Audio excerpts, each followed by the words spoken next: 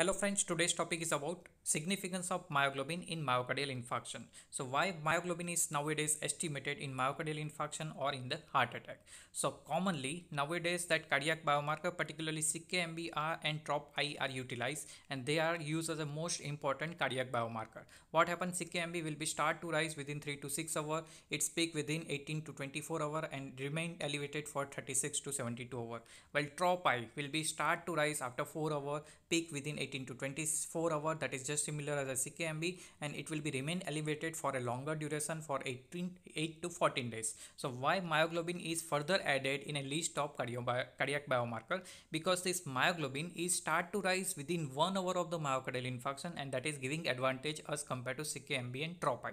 Further, its peak within 6 to 7 hours, and it will be remain elevated just for 24 hours. So suppose patient is coming just after, just patient complain that I have chest pain just before 1 hour, and during that time you cannot wait for further 2 to 3 hours, then immediately you can estimate this myoglobin, and if it is shown high level, then it will give indication for the myocardial infarction. But you have to keep in mind that myoglobin is raised after myocardial infarction, but it is not specific for the myocardial infarction. So even though it is cardiac biomarker, but it is not specific, and it can be raised during the various other conditions like muscle injury. Suppose any patient have a fracture or any cross injury, even fall down, that can also lead to the release of some myoglobin, and that can give some false positive value for the myoglobin. So it is not a very specific for the myocardial infarction, but oppositely it will give advantage that it is responding very quickly just after 1 hour of that chest pain. It can give significance rise if there is a myocardial infarction, and falling earlier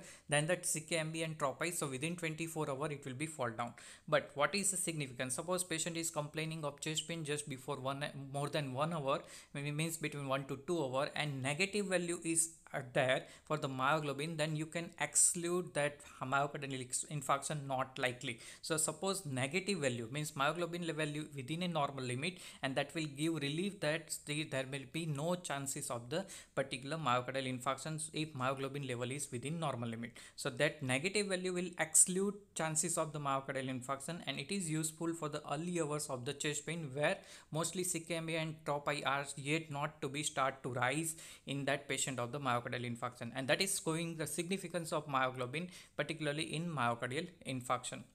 So here a structure of this myoglobin is seen, it is generally monomeric. So that's all about the importance of myoglobin in myocardial infarction.